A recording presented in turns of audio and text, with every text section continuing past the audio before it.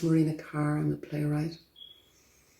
And huge congratulations to Peter and Jean, and the Gallery Press, all there at the gallery for reaching this 50-year milestone publishing. I'm going to read firstly a short poem by Paul Muldoon, whose work is magnificent, as we all know. This poem is from Kerry Slides, and because I'm in Kerry at present, on the peninsula, on the Dingle Peninsula, I thought it might be suitable. Paul is someone whose work I absolutely adore. I read him often to be discombobulated and bewildered, and also for the beautiful rhyme, also for the wit.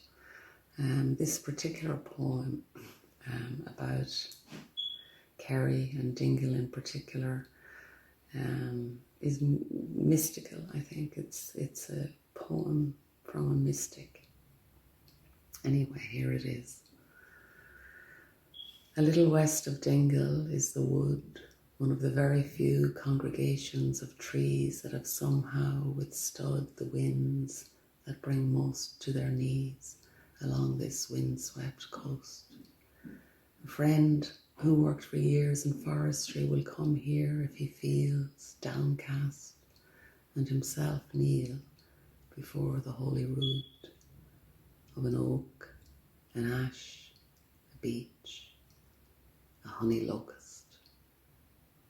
So that's the wonderful Muldoon. I'm also going to read an extract from a play I wrote in 2015 called Hecuba. It was published by the Gallery Press and first produced by the RSC Stratford in the Swan Theatre, and more recently has had outings with the Dublin Theatre Festival last year, and is touring Italy, or was touring Italy before the great disaster, and hopefully that tour will pick up again. Anyway, this is the first scene. So Hecuba is in her throne room. Hecuba is the fabled Queen of Troy, the wife of Priam, mother to 18 children. Some sources say, some say more.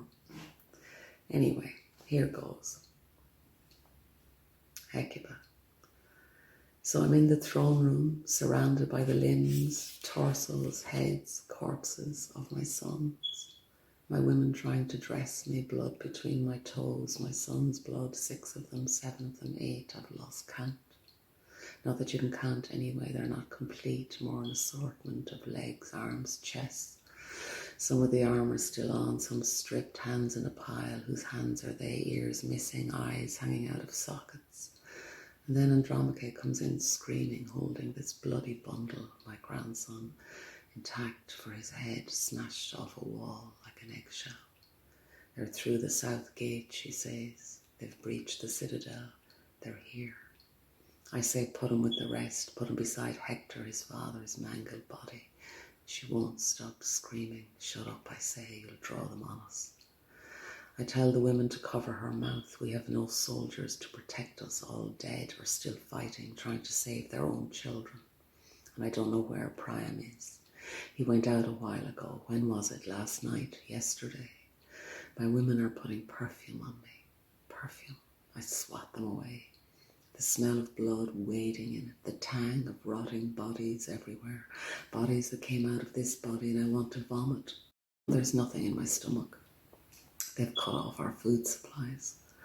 And Cassandra's standing at the throne, that smirk on her face. I told you so, did I not tell you so? And I could kill her right now.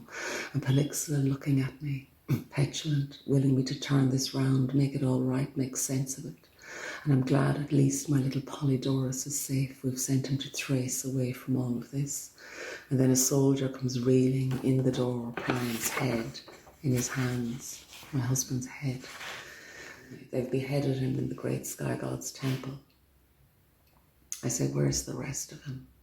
What good is a head? We can't bury his head without the rest of him. And the soldier says, I don't know, they've burned the temple. Burned the temple. The whole city's in flames, he says, and he puts Priam's head into my hands. I sit on the throne holding it like a baby. His tongue's hanging out, his eyes are terrifying, a ferocious death. I try to close his eyes, they're caked with blood, crust, dust, I can't close them. And the soldier is weeping on his knees, holding my ankles. All the men castrated, he says, not enough to kill them, must desecrate them too. And I say, the women? What about the women? The children? The women too, they're killing the women, he says, all the old ones, the ugly ones, the ones past childbearing, past work. And the children, I say, Priam's head is oozing onto my dress. The children, he says, all the boys and all girls under 10. Why, I say, though I know it's a stupid question. Not enough room in the ships, he says, they're rounding them up, have them in the cattle pens. And I think this is not war. In war, there are rules, laws, codes. This is genocide. They're wiping us out.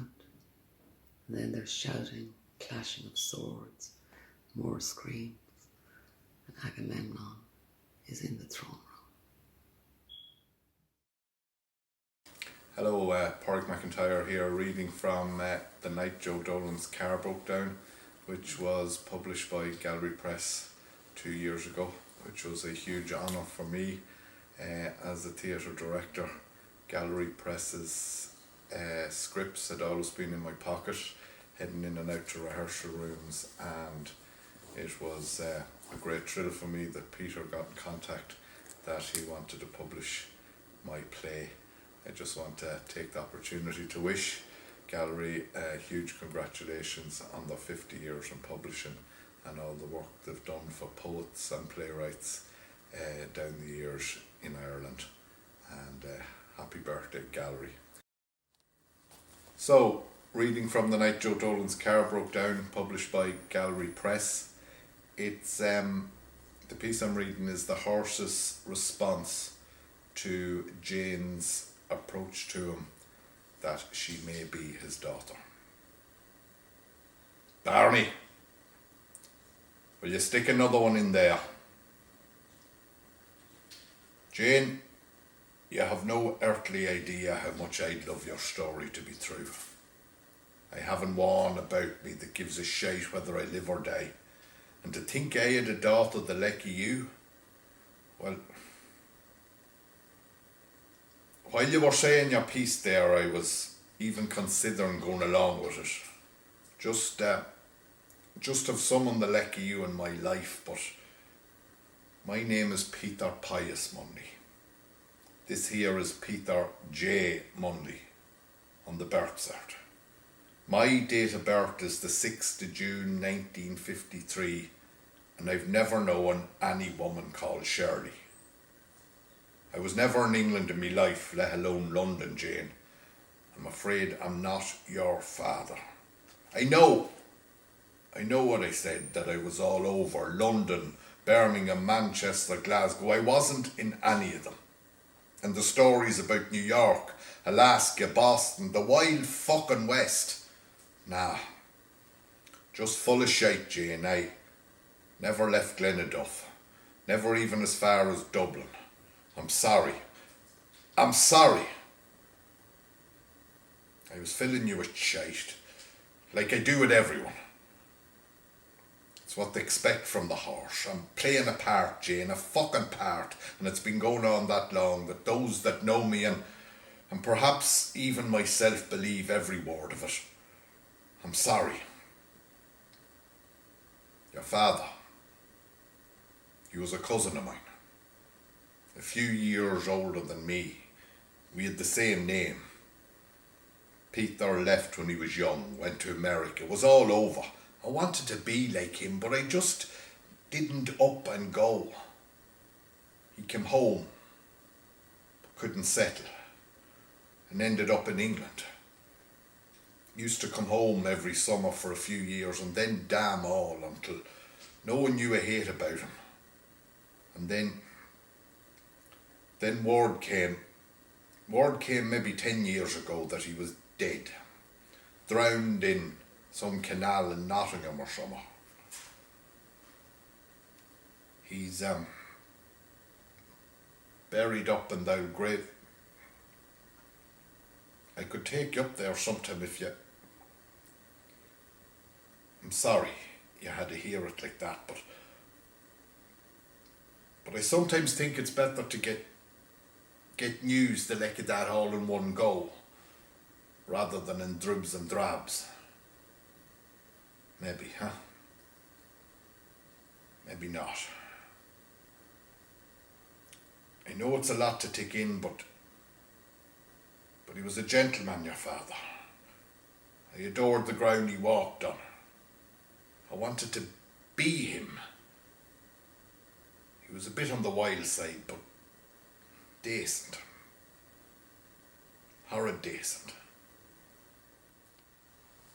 Very honoured to be asked to read a piece by another Bailieborough man and literary giant, Tom McIntyre, who unfortunately passed away last year. And I'm going to read Talhassa from The Word for Yes by Tom McIntyre. Talhassa. First he planted too much. Next he delayed reaping. The men were to come Saturday. They arrived Monday. Nothing was ready. Not even water in the house. Bring a bucket of water from the stream, the maid told him. He put the bucket in the stream and watched it fill. He heard the sea and he looked. It was coming towards him.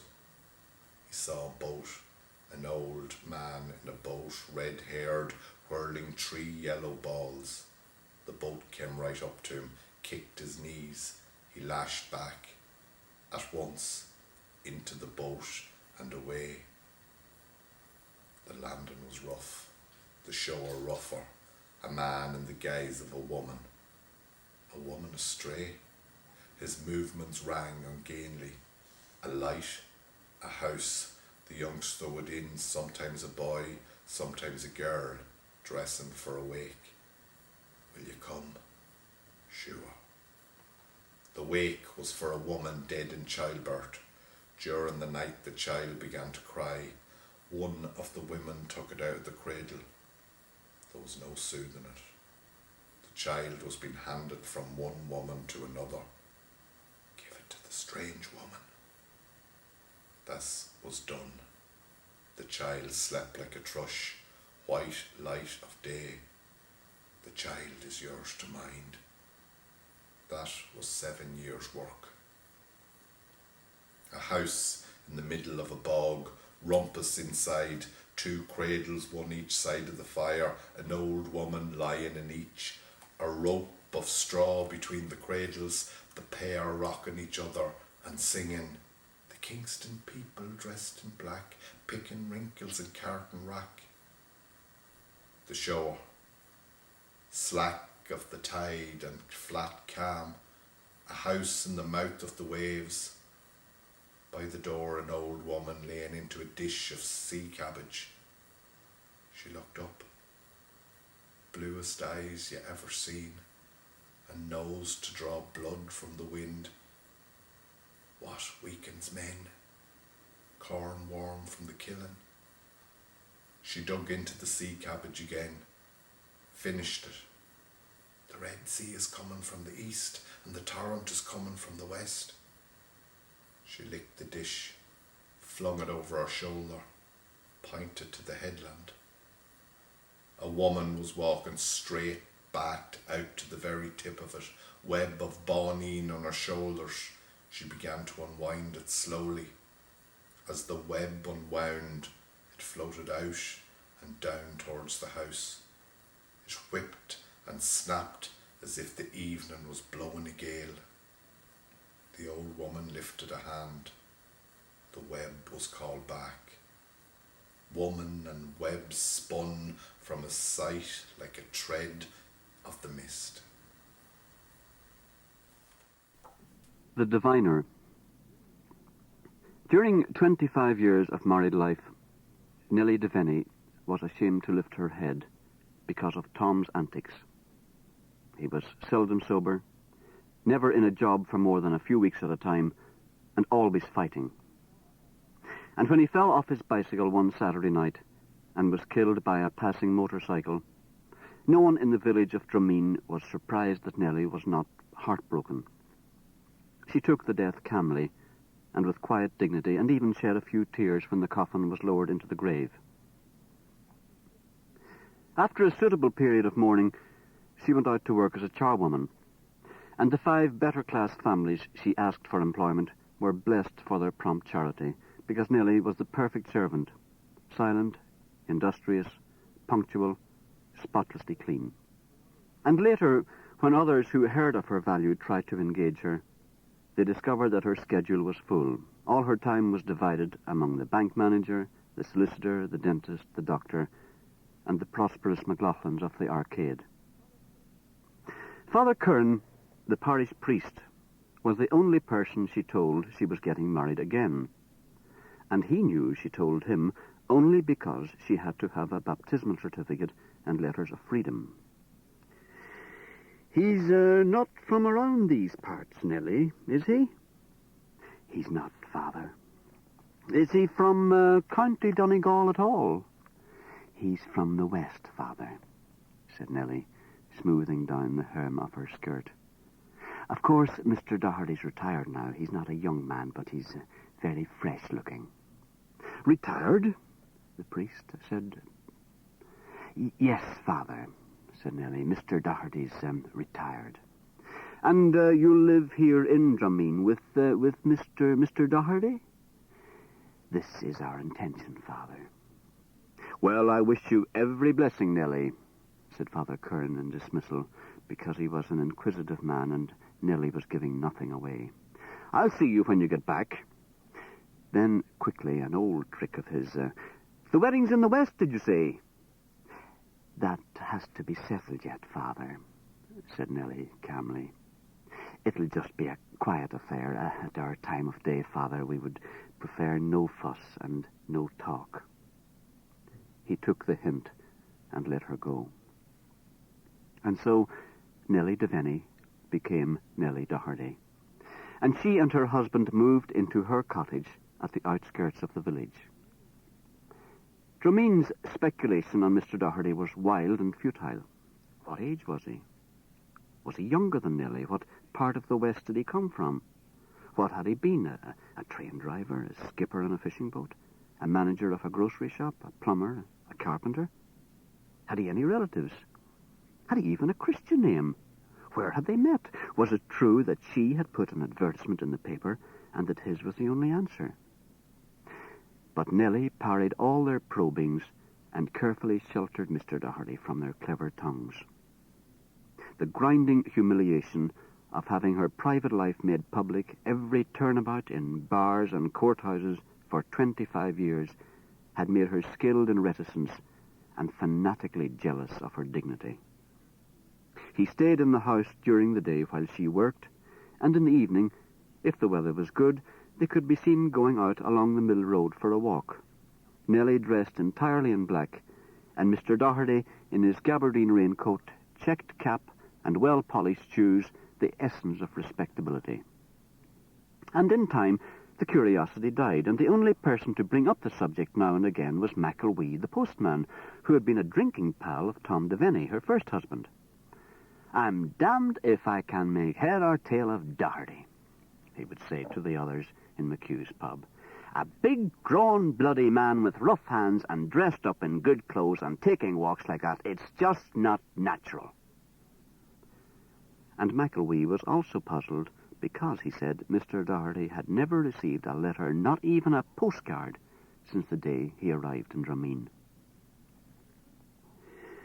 On the first Sunday in March, 3 months after their marriage, Mr. Doherty was drowned in the bog-black water of Lough Kira. Several of the mountainy Meenaljarrigan people who passed the lake on their way to last Mass in the village saw him fishing from Dr. Boyle's new punt. And on their way home from the chapel, they found the boat, waterlogged, swaying on its keel in the shallow water along the south shore. In it were Mr. Doherty's fishing bag, his checked cap, and 1 trout. Father Curran went to Nellie's house and broke the news to her. When he told her, she hesitated, her face a deep red, and then said, "As true as God, Father, he was out at first Mass with me," as if the priest had accused her of having a husband who skipped Mass for a morning's fishing. When he thought about her strange reaction later that day, he concluded that Mr. Doherty most likely had not been out at first Mass. He took her anyhow in his car out to the lake and parked it at right angles to the shore, and there she sat in the front seat right through that afternoon and evening and night, never once moving, as she watched the search for her husband. When Father Curran had to go back to Drumeen for the 7 o'clock devotions, in an empty chapel as it turned out, because by then the whole of the village was at Lough Kira, he hadn't the heart to ask her to get out, so he borrowed the curate's car, and the curate took the parish priest's place beside Nellie. Every hour or so they said a rosary together, and between prayers Nellie watched quietly and patiently and responded respectfully to the curate's ponderous consolings. Everyone toiled unsparingly, not only the people to whose houses she went charing every day, her clients as she called them, Dr. Boyle, Mr. Mannion of the bank, Mr. Groom the solicitor, Dr. Timmins the dentist, and the McLaughlins. But the ordinary villagers, people of her own sort, although many of them were only names to her. Logan, the fish merchant, sent his lorry to the far end of Donegal to bring back boats for the job of dragging the lake. O'Hara, the taximan, sent his 2 cars to Derry to fetch the frogmen from the British Admiralty base there. And Joe Morris, the bus conductor, drove to Killybegs for herring nets. The women worked as generously as the men. They condoled with Nellie first, each going to where she sat in the parish priest's car and saying how deeply sorry she was about the great and tragic loss. And to each of them, Nellie gave her red washerwoman's hand, said a few suitable words of thanks, and even had the presence of mind to inquire about a sick child or a son in America or a cow that was due to calve. Then the women set up a canteen in Dr. Boyle's boathouse and made tea and snacks for the workers on the lake. Among themselves they marvelled at Nellie's calm, at her dignified resignation. The poor soul, as if one tragedy wasn't enough. Just when she was beginning to enjoy life too. Aye, and they were so attached to each other, so complete in themselves. Have his people been notified? Someone mentioned that to Nellie, but she said his people are all dead or in England. He must have got a heart attack, the poor man. Maybe that... Why, what did you hear? Nothing. Nobody knows for certain but himself and his maker. Is it true that he took the doctor's boat without permission, that he broke the chain with a stone? Sure, if he had gone to the doctor straight and asked him, he would have got the boat and welcome. Ah, poor Nellie. Poor Nellie indeed, but isn't it people like her that always gets the sorest knocks? It was late afternoon before the search was properly organised. The mile-long lake was divided into 3 strips, which were separated by marker buoys. Each strip was dragged by a seine net stretched between 2 yawls. The work was slow and frustrating, the men unskilled in the job. Ropes were stretched too taut and snapped. The outboard motors got fouled in the weeds. Then dusk fell and imperceptibly thickened into darkness, and every available from Drumeen was lined up along the shore, and its headlights beamed across the water. Submerged tar barrels were brought to the surface, a hulk of an old boat, the carcass of a sheep, a plough, a cart wheel, but no trace of Mr. Doherty. At intervals of half an hour, a man in shirt and trousers went to the parish priest's car to report progress to Nellie. "Thank you," she said each time. "Thank you all. You are all so kind." And immediately the priest beside her would resume prayers, because he imagined that sooner or later she would break down. Father Curran had just returned from devotions and released the curate when the 2 frogmen arrived. They were English, dispassionate, businesslike, and brought with them all the complicated apparatus of their trade. Their efficiency gave the searchers new hope. They began at the north end, one taking the east side, the other the west. Carrying big searchlights, they went down 6 times in all, and then told Dr. Boyle and Mr. Mannion that it was futile making any further attempts. The bottom of the lake, they explained, had once been a turf bog. The floor was even for perhaps 10 yards and then dropped suddenly into an incalculable depth. If the body were lying in one of those shelves, they might have found it, but the chances were that it had dropped into one of the chasms where it would never be found. In the circumstances, they saw no point in diving again. They warmed themselves at the canteen fire, loaded their gear into O'Hara's taxis, and departed. The searchers now gathered behind the parish priest's car and discussed the situation. Nellie's clients, the executives, who had directed operations up to this point, now listened to the suggestions of the workers. Some proposed calling the search off until daylight. Some proposed pouring petrol on portions of the lake and igniting it to give them light. Some proposed calling on all the fire brigades in the country and having the lake drained.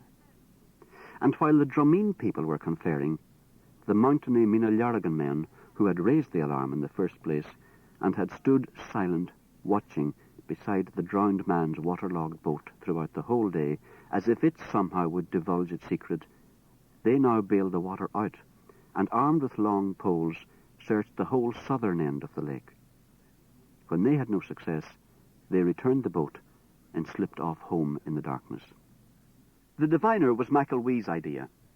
The postman admitted that he knew little about him except that he lived somewhere in the north of County Mayo, that he was infallible with water, and that his supporters claimed that he could find anything, provided he got the smell of truth in it. "We're concerned with a man, not a spring," said Dr. Boyle testily. "A Mr. Doherty who lies somewhere in that lake there. And the question is, should we carry on with the nets, or should we wait until morning and decide what to do then?" "He'll come if we go for him," McIlwee insisted. "They say he's like a priest. He can't refuse a call. But whether he takes on the job when he gets here, well, that depends on whether he gets the smell of that." "I suggest we drag the south end again," said Groom, the solicitor. "The boat was waterlogged when it was found, therefore it can't have drifted far from the accident. If he's anywhere, that's where he'll be." "We'll wait till morning," said McLaughlin of the arcade. "There's no great urgency, is there? Wait until we have proper light." "I vote for getting the diviner," said McIlwee. "He likes to work while the scent is hot." "It's worth trying," said one of Logan's men. "Anyhow, what are you going to do tomorrow? Try the nets again, after what the frogmen told you?" Most of the men agreed. All right, said Dr. Boyle. "We'll get this fellow, whoever he is, but we'll tell Father Kern first." They went round to the front of the car, and the doctor spoke into the priest. "It has been suggested, Father, that we send for a diviner in County Mayo, a man who claims to be able to locate..." "A what?" the priest demanded. "A diviner, Father, a water diviner." "What about him?" "Well, it appears, Father, according to McIlwee and some of the men here, it appears that this diviner has been successful on occasions in the past, and we're thinking of sending for him." Father Kern turned to Nellie. "They're going to send for a water diviner now," he said. "Whatever you say, Father," said Nellie. "I'll never be able to repay all of you for your kindness this night." "Well, Father," said the doctor. "It's up to yourselves," said the priest. Then, in dismissal, "Let us begin another rosary. I believe in God, the Father Almighty, creator of heaven and earth." McIlwee and one of McLaughlin's apprentices set off after midnight for County Mayo. None of Nellie's clients offered a car, so they travelled in a 15-year-old van belonging to McIlwee's brother-in-law.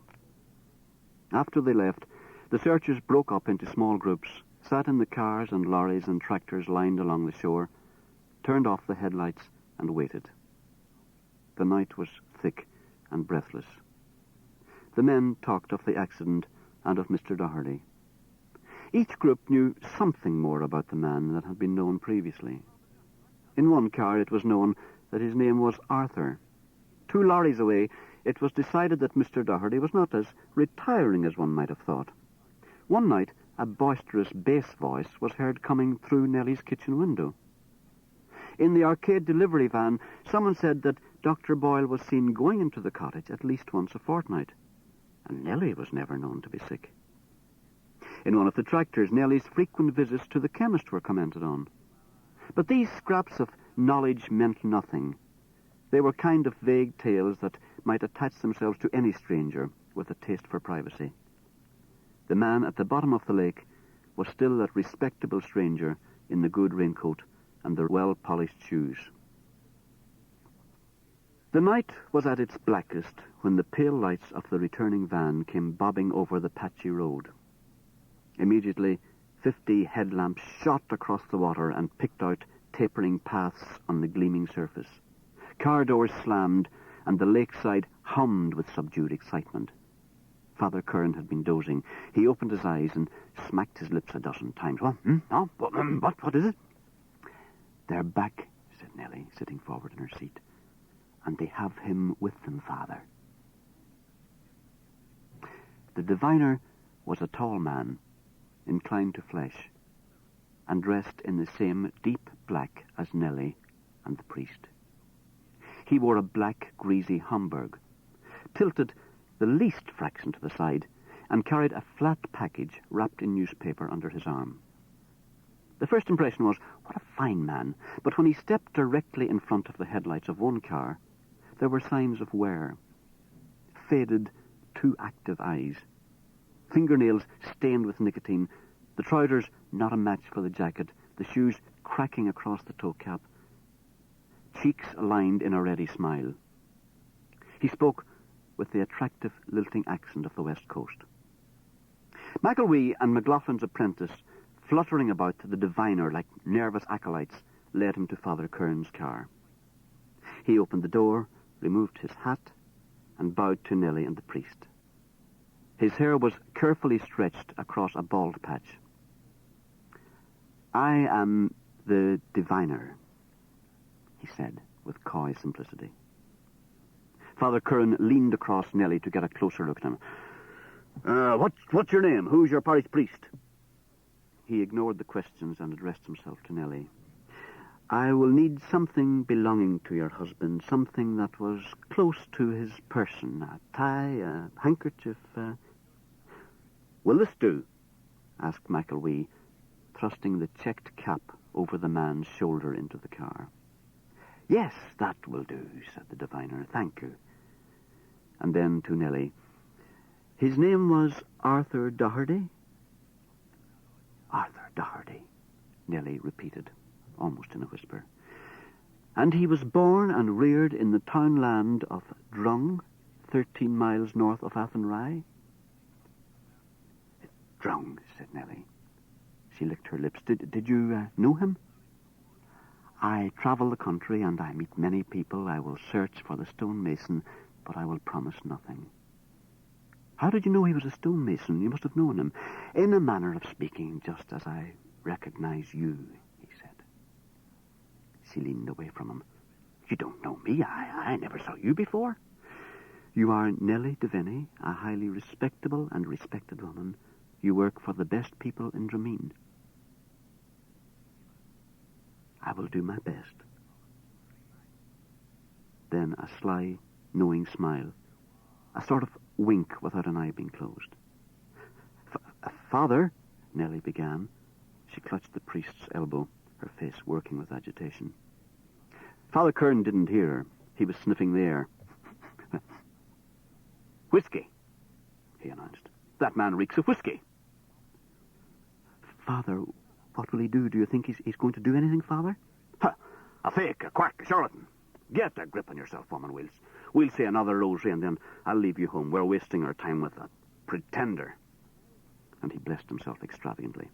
Neither Dr. Boyle, nor Mr. Groom, nor Dr. Timmins, nor Mr. Mannion, nor McLaughlin of the Arcade volunteered to take the diviner out. McElwee and he went alone, the postman at the oars, the diviner sitting on the bench across the stern. The checked cap lay on his knees. He had removed the newspaper wrapping from his package, revealing a Y-shaped twig, and now he held it carelessly in his hands by the forked portion and the tail of the Y pointing away from him. The others gathered along the shore in the gloomy corridors between the headlights, and watched them pull out. Before the boat was 10 yards away from the edge of the water, Nellie left the priest's car for the first time that day and ran to join the watchers. The women gathered protectively around her. The boat moved evenly up the lake. 1 minute it was part of the blackness. The next it was caught, exposed, frozen in a line of light projected by a headlight, then lost, then caught. Calmly, imperturbably, exasperatingly, it went on revealing itself and losing itself until the minutes of blackness seemed endless and the seconds of exposure mere flashes. But the pattern was regular, the vehicles were evenly spaced, and soon the eyes of the watchers knew to relax when the boat and blackness were one. But when it crossed a ribbon of light, they devoured it, noting the new position of the oars, the slant of McIlwee's back, the hunched, tensed shoulders of the diviner. No one spoke, no one dared speak. A word to a neighbour, a glance at one's watch, a look at Nellie's face, and one might never find that punt again. Then it disappeared. The watchers fastened on the next beam, waited, blinked, wondered, had they missed it, stared again, murmured. Had it stopped? Where was it? Why the delay? Had it found something? Then it appeared again, moving slowly into the spotlight. First the bow, then McIlwee, then the oars poised above the water, then the diviner, now standing rigid, his elbows bent, his hands at his chest, his head stiffly forward. There it sat, a yellow picture projected against the night. Seconds passed. A minute, 2 minutes, 3 minutes. To watch was pain. The picture dissolved, men and boat merging in a blur, then took shape again. Come out! Come out! Bring out the boat hooks! McIlwee was on his feet, his face screaming into the light, his arms gesticulating wildly to an audience he couldn't see. He's here! Bring out the boats! He's here! No one stirred. Then, after a minute, a youth broke away from the crowd and leaped into a yawl.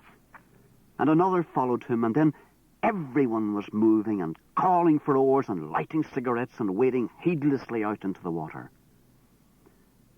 The women held Nellie's arms because she was trembling violently. The body lay in 20 feet of water, directly below the diviner's quivering twig. They brought it into the shore and carried it up the gravel immediately in front of Father Curran's car. There they laid it on top of a brown sail. McIlwee got down on his knees beside the body. He closed the eyes and the sagging mouth and knitted together the fingers of the rough hands. Then he adjusted the good gabardine raincoat and the trousers and placed the 2 feet together. He was a good man, said the priest. He was standing beside the car door, close to the group of women that surrounded Nellie. He lifted his chin and allowed his eyelids to droop. He was a man who lived in a quiet life and loved his God and his neighbours, he said in his pulpit voice. And at this moment he is enjoying his just reward. At the hour of his demise he was carrying his rosary beads. Am I correct, McIlwee? I'll see, Father, said McIlwee. He knelt again. While he worked, the men and the women in the circle around the body looked away, gravely studying each other or staring off into the darkness beyond the cars. Then McIlwee rose to his feet and moved quickly out of the circle, holding the dead man's belongings against his chest, his shoulders rounded as if to protect them. I'll have a look again, Father, he said, facing away from the car. He took off his jacket and placed it on the ground and laid several objects on it. Then he folded the jacket over them. Did you find the beads? The priest said. The clothes are soaking wet, Father. It's hard to get your hands into the pockets. What do you have there? The postman straightened up and turned towards the light. There are these, he said, holding something in his wet hands. Is that his wallet? Yes, and his watch. Give them to me. Someone handed the wallet and the watch to the priest, who gave them at once to Nellie. What else is there? The priest asked. Nothing, Father. There's something else in your jacket there, McIlwee. Show him, McIlwee, the doctor said quietly. McIlwee looked at his jacket on the ground. Then he opened it. There were 2 dark green pint whisky bottles lying on it, side by side. One of them had no cork. The other had been opened, but the cork was still in it. Ho, ho, so that's it, said Father Kern. And what are you doing with those 2 bottles? I found them, said McIlwee. He found them, the priest cried. And what? And he turned to face the people, and then realization hit him. He opened his mouth to speak, but closed it without a word. Imperceptibly, it was dawn, a new day vying with the priest's headlamps. No one spoke, no one moved. Then McIlwee bent and folded his jacket over the bottles once more. He turned and glanced at the priest, and then in a voice that was no more than a whisper, but which carried clearly above the lapping of the water and the first uncertain callings of the birds, he said, We'll say a rosary for the repose of the soul of Arthur Doherty, stonemason of Drung in the County Galway. He began the creed, and they all joined him. And while they prayed, Nellie cried, helplessly, convulsively, her wailing rising above the drone of the prayers. Hers, they knew, were not only the tears for 25 years of humility and mortification, but more bitter still, tears for the past 3 months, when appearances had almost won, when a foothold on respectability had almost been established. Beyond the circle around the drowned man, the diviner mopped the perspiration on his forehead and on the back of his neck with a soiled handkerchief. Then he sat on the fender of a car and waited for someone to remember to drive him back to County Mayo.